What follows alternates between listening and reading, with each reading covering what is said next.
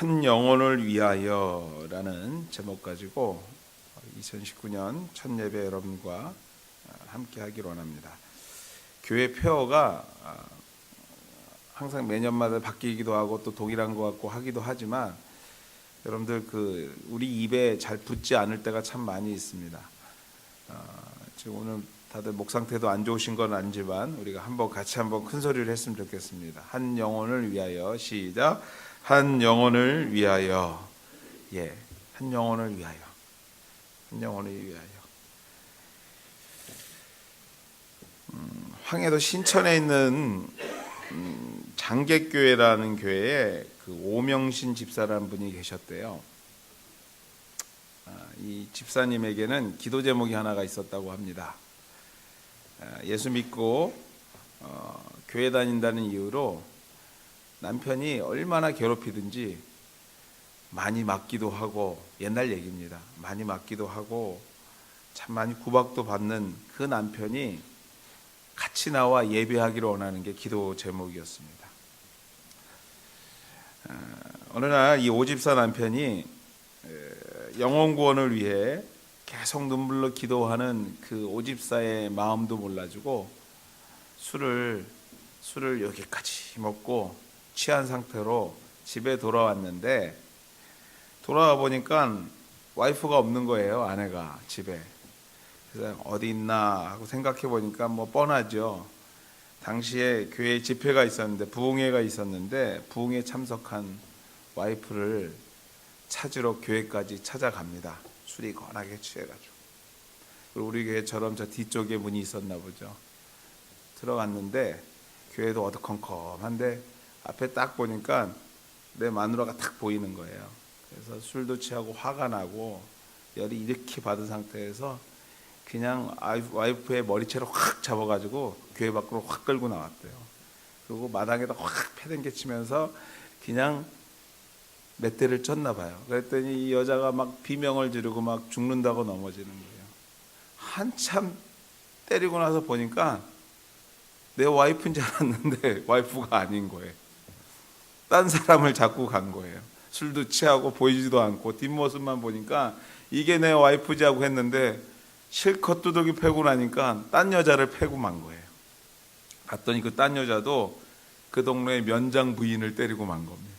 면장 부인 와이프를, 면장 부인 집사님을요. 이거 큰일 났잖아요.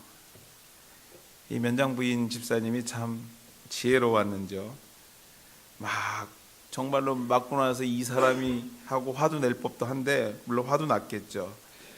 이 면장 부인이 정말로 손이 발휘되도록 빌고 있는 그 오집사 남편한테 두 가지 조건을 내세웠습니다. 내가 당장에 너 경찰서에 집어넣어야 되는데 경찰서 안 가게 하기 위해 안 보내는데 이 두 가지 꼭 들어야지 안 보내겠다. 첫 번째는 오집사 더 이상 때리지 말 것. 두 번째는 다음 주일부터 교회 나올 것. 결국에 경찰서 가기 싫어서 교회에 나오기 시작했고, 경찰서 가기 싫어서 아내를 때리지 않기 시작한 것이 그 가정의 평안과 그 가정이 정말 그 오집사의 평생의 기도의 소망인 남편 전도가 이루어졌다는 옛날 우리 초대교회에 내려오는 교회 예화 중에 하나입니다. 제가 오늘 설교를 준비하려고 이 전도 이야기를 찾다 보면요, 여러 가지 찾아봤는데 이러한 얘기들이 참 많습니다. 기적과 같이 이루어지는 전도 이야기들. 갑자기 병이 낫기도 하고요, 갑자기 사라졌던 뭔가가 다시 나타나기도 하고요, 정말 기적과 같은 이야기들이 참 많이 있는 것을 보게 됩니다. 그러나 여러분들, 복음을 전한다는 것은 사실 말같이 쉬운 일이 아닙니다. 그것이 분명합니다. 왜냐하면 우리의 지난 시간들을 보면 우리가 증인들이기 때문에 그래요. 전도가 참 쉽지 않구나 하는 것이 우리가 증인들이라는 것이죠. 위와 같은 기적보다는요, 그렇지 않을 때가 대부분이기 때문에 그래요. 예수 믿고 기쁜 나머지, 정말 예수님 만난 것이 정말 좋은 나머지 그 가족을, 그 사람이 생각나 작정하고 오래 기도하고 오랜 시간 여러 가지 노력을 기울여 보지만 사실 뜻깊은 결과를 가져오는 것이 그리 흔한 일이 아닙니다. 정말 그래도 기도하셔야 됩니다 하면서 격려하지만 그 끝이 어떻게 될지 참 아무도 모르는 일이죠. 사실 그래서 전도가 어렵고 마침내 포기하게 되는 겁니다. 그렇다면 여러분들 정말 이렇게 어려운 전도, 정말로 뭐 기적과 같은 일이 일어나야지 좀 전도가 되려나 하는 이 전도, 이 복음의 주인공, 이 전도의 주인공 되시는 예수님은 과연 이 복음 전도를 어떻게 하셨을까? 라는 질문부터 오늘 이 새해 첫 시간에 할 필요가 있습니다. 그가 하나님이요 믿음의 대상임에도 불구하고 성경 여러 곳을 통해서 복음 전도에 애쓰는 예수님의 모습을 볼 수 있어요. 전도하는 예수님, 여러분, 병든 자를 고치시는 행위, 여러 가지 이적을 일으키시는 행위 등등의 종국의 목적은, 마지막의 목적은, 결국의 목적은 천국을 설명하고 그들에게 복음 전하는 일이었습니다. 눈앞에 있는 한 영혼을 위하여 그 영혼이 하나님을 알고 믿기를 원하는 마음, 즉 전도를 위해서 행하신 일들이었다라는 것이죠. 그러나 여러분들, 세상이 이해하지 못하는 이적으로만 그들에게 복음을 말하려 했던 것만은 아니었던 것 같아요. 예수님께서 수없이 많은 이적들을 베푸셨지만 그것으로만 천국을 설명하지 않으셨다라는 거예요. 거기에 우리가 포인트할 필요가 있습니다. 왜요? 우리가 기적을 일으키는 예수님이 아니기 때문에 기적을 일으키는 예수님보다는 기적이 아닌 모습으로 복음을 전했던 예수님 앞에, 예수님의 그 모습에 우리가 주목할 필요가 있다는 것입니다. 왜 세상과 나누고 생각을 나누며 복음을 전하려 했던 예수님을 우리가 본문을 통해서 발견할 필요가 있다는 것이에요. 여기서 그 어려운 전도의 힌트가 있습니다. 오늘 본문 2절 말씀입니다. 2절 말씀에 이렇게 기록합니다. 바리새인과 서기관들이 수군거려 이르되 이 사람이 죄인을 영접하고 음식을 같이 먹는다 하더라. 뭐라고요, 여러분들? 바리새인과 서기관들이 막 수군거립니다. 왜 그랬냐면 예수님께서 죄인을 영접하고 그들에게 음식을 대접하는 거예요. 사실 여러분들, 바리새인과 서기관들은요, 당시 종교 지도자들을 말합니다. 율법에 익숙한 자들이었습니다. 자신이 가지고 있던 율법적 지식으로 또 당시의 종교적 문화를 이끌어가던 자들, 정말 이 탑 클래스에 있던 사람들이에요. 그런 그들이 볼 때에 예수님의 행동이 도저히 이해할 수가 없었어요.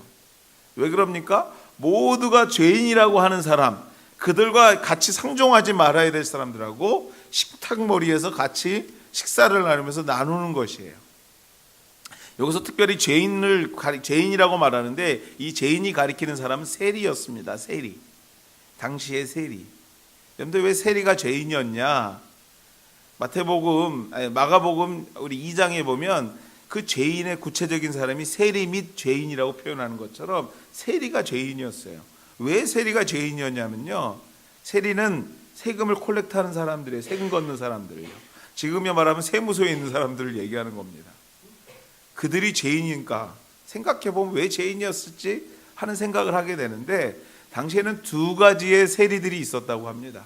첫째는 뭐냐면요, 로마가 다스리던 시대이기 때문에 로마 정부에서 직접 파송한 세리, 그 사람들은 주로 토지세, 인두세, 그 국가에서 공식적으로 걷어야만 되는 것을 관리하는 사람들이었대요. 그러니까 토지는 변하지 않고 항상 들어오는 것들 있죠. 어찌 보면 걷기 쉬운 세금들. 근데 또 한 가지는 뭐냐면요, 무슨 통행세, 무슨 어디 배가 들어오거나 배가 나가거나 할 때, 어디 관광지에 들어갈 때 여러 가지 그 일반적으로 나머지 세금을 걷는 일들이 있잖아요. 그 일들은 걷기도 힘들지만 그 일들을 따로 맞는 세금을 징수하기 위해서 따로 그 일을 위해서 하청을 둔 사람들이 있었다고 합니다. 주로 유대인들이 했는데, 이 유대인들이 어떻게 하냐면요, 세금을 그냥 걷어서 그때그때 걷어서 정부에다 주는 것이 아니라 그 세금 걷는 일을 하기 위해서 로마에다가 미리 돈을 주고 그 잡을 사는 거예요. 그래서 자기가 돈 낸 만큼 그 이상으로 그 돈을 빼야 되기 때문에 사람들에게 억지로 더 많은 돈들을 막 징수하기 시작한 거예요. 그러니까 사람들이 그 사람들만 보면 막 진절머리가 나는 거예요. 원래는 $1를 내야 될 것을 그 사람들은 1.5, $2 막 이렇게 막 받아가기 시작하니까 민족의 적이 되고요. 모든 사람의 죄인으로 취급받기 시작했던 겁니다. 모두가 가까이 하지 않는 그들과 오늘 예수님께서 한 식탁에 앉아서 먹는다라는 걸 볼 때 이 서기관과 바리새인들이 도저히 이해할 수가 없었던 것이에요.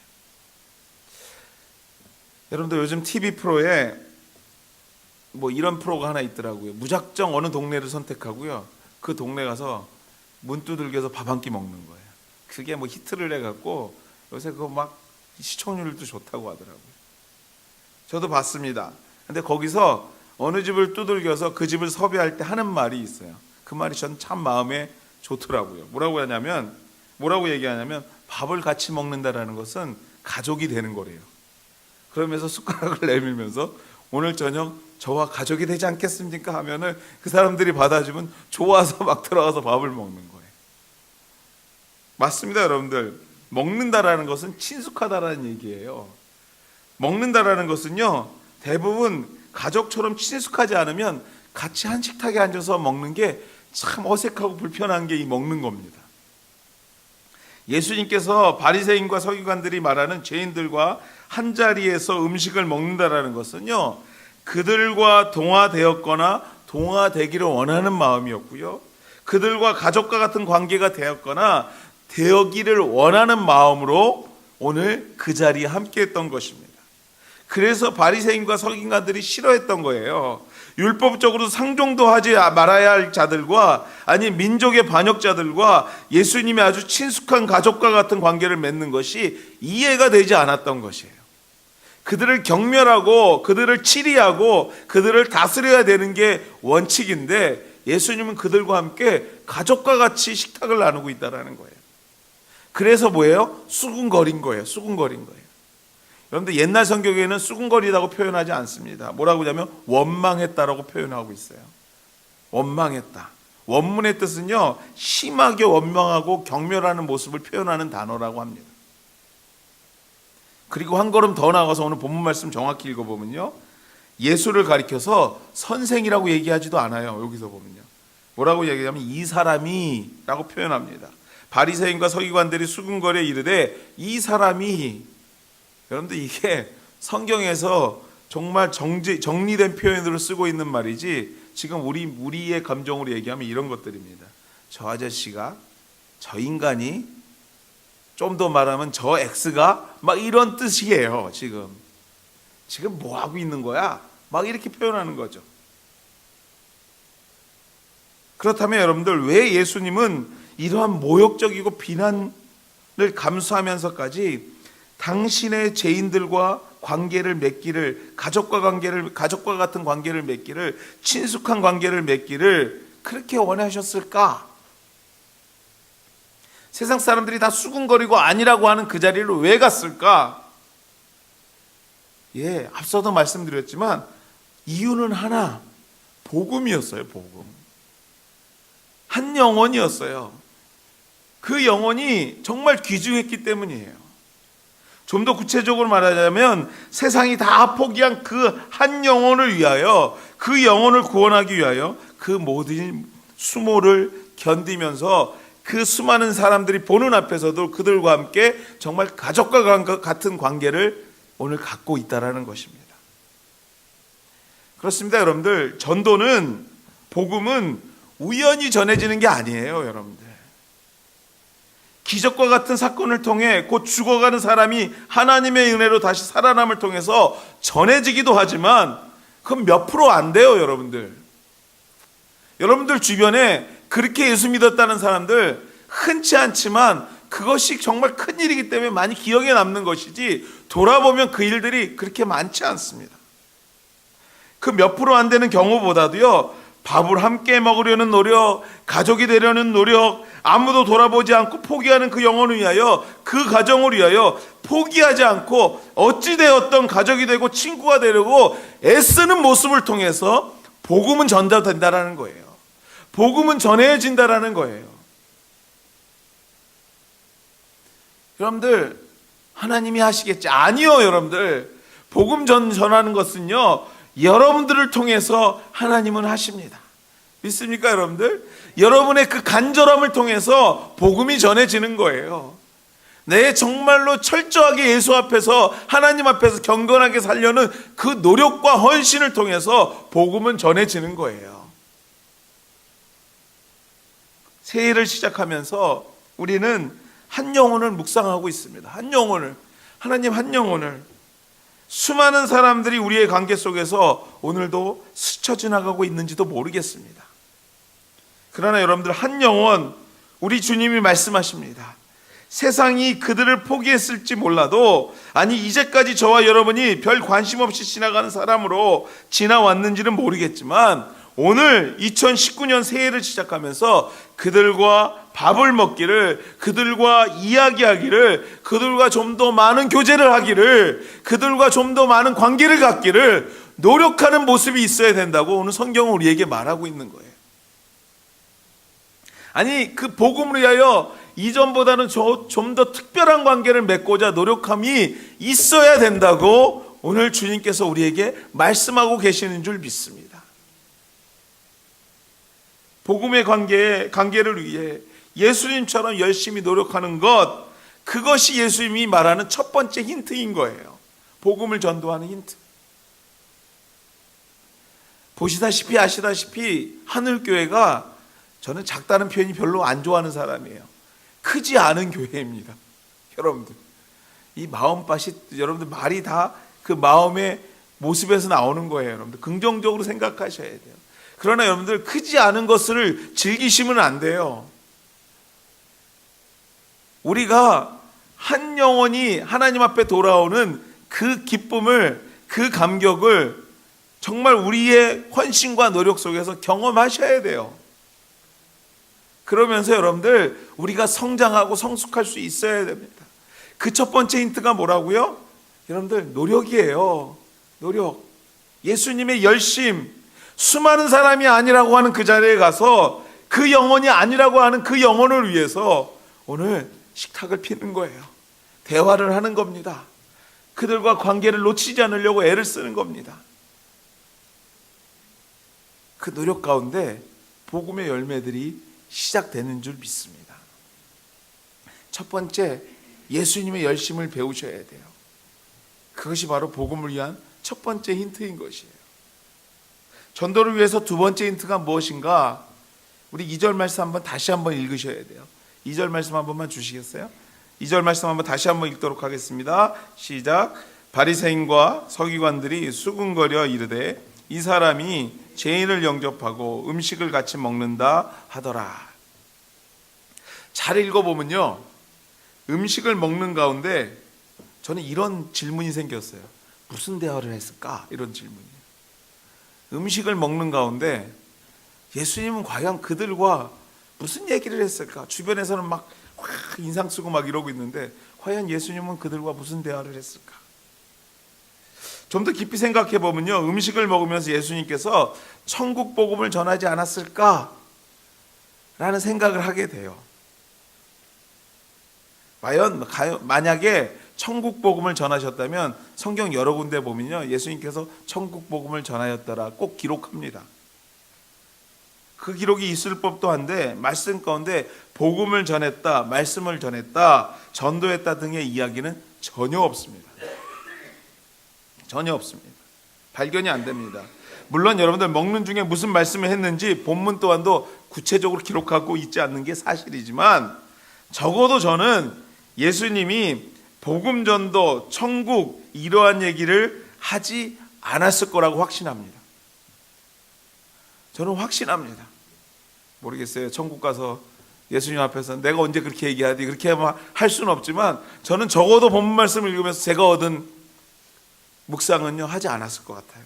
왜냐하면 저라도 처음 보는 사람이 복음, 전도, 교회, 천국 이러한 얘기를 하면 긴 시간 같이 있고 싶지 않아요.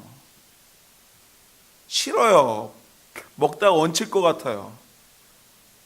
막 바바리 곤두서는 것 같아요. 그리고 여러분들 절실하게 다른 종교를 믿는 사람들은요, 뭐라고 대답할까요? 예, 저 절 다녀요. 그러고 쓱 자리 피합니다. 작년 연말에요, 갑자기 저녁에 오후쯤에 식사하고 있는데 벨이 막 띵동띵동 울리더라고요. 나가봤어요. 그랬더니 한국 두 분이에요. 한국 두 분이요. 그러더니 자기가 귀한 소식을 갖고 왔대요. 저한테 전도지를 딱 주는데 뭐 굳이 무슨 교회라고 말할 필요도 없지만요, 저희가 생각하는 그 옳지 않은 교회예요. 그들의 열심은 참 대단해요. 막 하는데 제가 기쁜 소식을 좀 얘기해도 될까요? 그러면서 천국이 막 이러는데 제가 뭐 다른 얘기 안 하고 지금 밥 먹는 중이거든요. 그러고 받고 들어왔어요. 그때 제 마음이 그래요. 불편해요. 여러분들 불편해요. 여러분들 성경이 말합니다.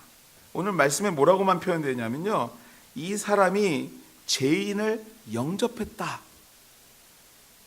예수님이 그 죄인이라고 하는 사람들을 영접했대요. 웰컴한 거예요. 영접했다라는 것은 그냥 환영합니다 이게 아니라 극진히 대접한 걸 얘기하는 거예요. 영접했답니다. 영접하고 극진히 그들을 대접했다. 그냥 대접했습니까? 어떻게 대접했을까요? 분명히 말은 나와 있지 않지만 이렇게 했을 것 같아요. 피곤하죠? 피곤하죠? 별일은 없으세요?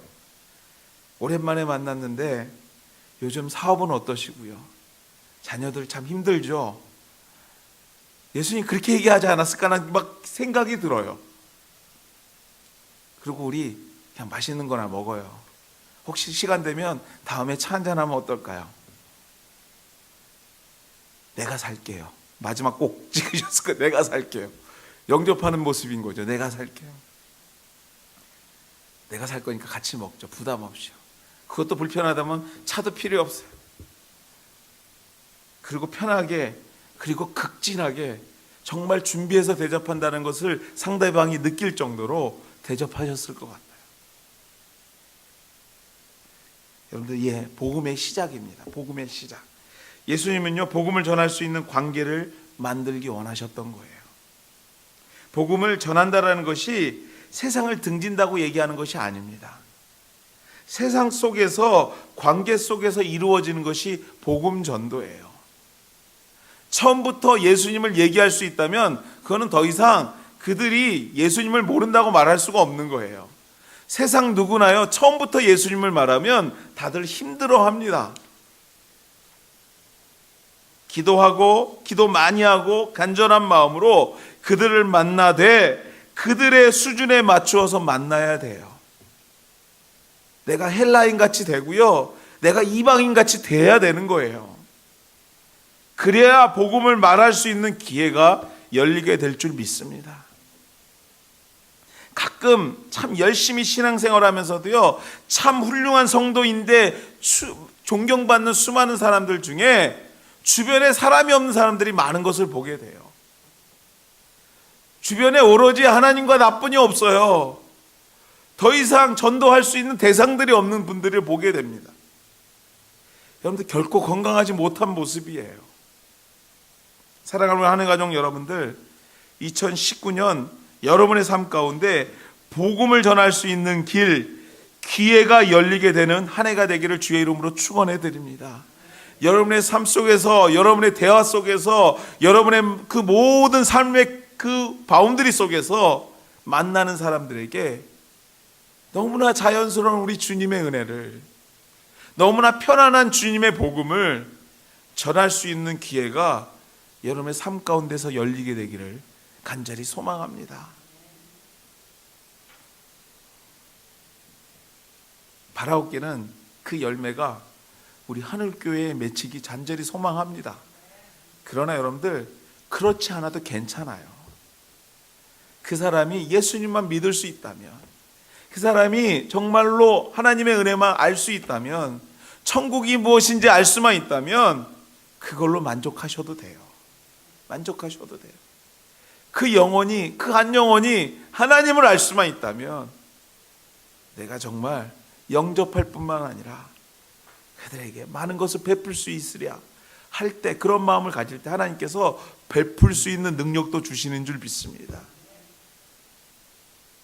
부어주실 거예요. 소망하십시오. 아멘. 아멘 하시고 고백하시고 정말 결단하십시오. 올해는 내가 정말 한 영혼을, 그 영혼에게 예수님을, 복음을 말하겠노라 다짐하게 되는 하나님의 사람들 되기를 주의 이름으로 소망합니다. 당시 바리새인과 서기관들이요, 배척하고 죄인 취급했던 자들과 함께 음식을 나누던 예수님, 그들의 시선이 곱지 않자 계속해서 수군거리고 뒤에서 막 뭐라고 얘기하자 예수님께서 마침내 고개를 돌려 그들을 쳐다봅니다.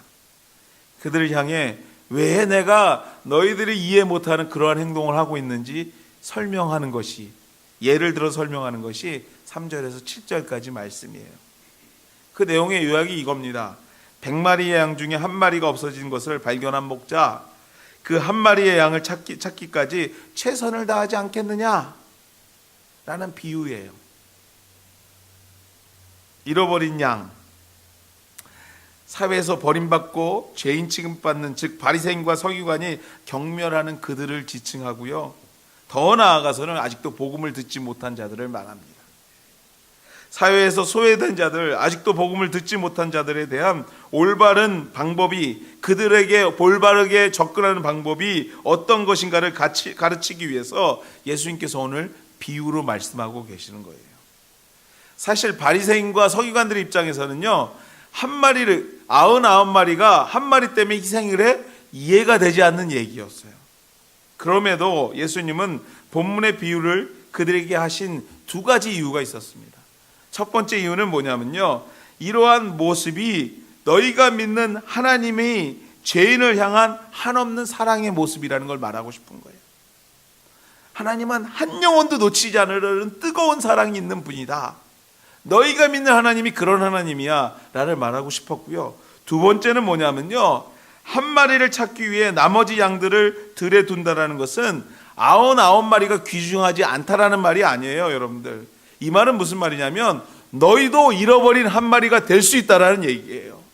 너희도 잃어버린 그 낙오가 된 한 마리가 언제든지 될 수 있다는 거예요. 너희도 사회에서 소외된 자들이 될 수 있는 것뿐만 아니라 오늘 믿음이 좋은 것 같지 믿음을 잃고 믿음이 연약해져서 흔들리는 영혼이 될 수 있다는 것. 그럼에도 불구하고 우리 하나님은, 예수님은 흔들리는 너희들을 포기하지 않고 끝까지 사랑하신다는 것을 얘기하고 싶은 것입니다. 이렇게 여러분들 한 마리 양을 찾는 목자의 간절한 마음으로 한 영혼을 구원을 위해 애쓸 때에 정말 우리가 얻게 되는 귀한 은혜가 있는데요, 그것이 뭐냐면 천국의 기쁨이에요. 천국의 기쁨. 한 마리의 양을 찾아 어깨에 메고 집에 와서 이웃과 잔치를 벌리는 목자의 그 기쁜 마음을 복음을 전하는 자들이 경험하게 된다고 성경은 얘기하고 있는 거예요. 여러분이 한 영혼을 위하여 그들에게 복음을 전했을 때 그 영혼이 하나님 앞에 돌아오는 그 순간에 여러분들이 하나님이 경험하고 있는 기쁨을 경험할 수 있다는 거예요. 그 천국의 기쁨. 목자가 잃어버린 양을 어깨에 메고 막 뛰면서 기뻐하는 그 기쁨. 한 영혼을 위하는 것이 마치 내가 희생하고 내가 헌신하는 것 같은, 내가 수고하는 것 같지만요, 이 모든 것보다 그 영혼이 주님께 돌아올 때 하늘의 기쁨으로, 하나님이 경험하는 기쁨으로 여러분의 심령과 주변을 채워주시는 은혜가 있을 거라는 것을 오늘 본문 말씀은 우리에게 얘기하고 있는 것입니다. 우리 7절 말씀 같이 읽으면서 말씀을 맺으려고 합니다. 7절 말씀입니다. 같이 읽겠습니다. 시작. 내가 너희에게 이르노니 이와 같이 죄인한 사람이 회개하면 하늘에서는 회개할 것 없는 의인 99으로 말미암아 기뻐하는 것보다 더하리라. 할렐루야. 여러분이 한 영혼을 위하여, 정말 그들을 위하여 노력하는 가운데 그들이 주님 앞에 돌아오는 귀한 일이 일어날 때 여러분의 심령과 여러분의 삶 속에 하늘에서 느끼는 하나님의 기쁨이 넘치게 될 거라고 약속하고 계시는 거예요. 2019년 한 영혼을 위하여 우리가 시작합니다. 최선을 다하는, 그래서 하늘의 기쁨을 경험하는 우리 하늘교회 식구들 되기를 주의 이름으로 축원하고 소망합니다. 여러분들 그렇게 되기를 소망합니다. 오늘 여러분들이 지금 말씀을 듣는 순간에 머릿속에 생각나는 그 영혼을 위하여, 그 한 영혼을 위하여 우리가 노력해야 돼요. 애를 쓰십시오. 그 순간에 주님께서 주시는 하늘의 수많은 그 감사와 그 수많은 은혜와 수많은 기쁨의 열매들이 여러분의 삶 가운데서 하나하나 발견되고 넘쳐나게 될 줄 믿습니다. 같이 기도하겠습니다.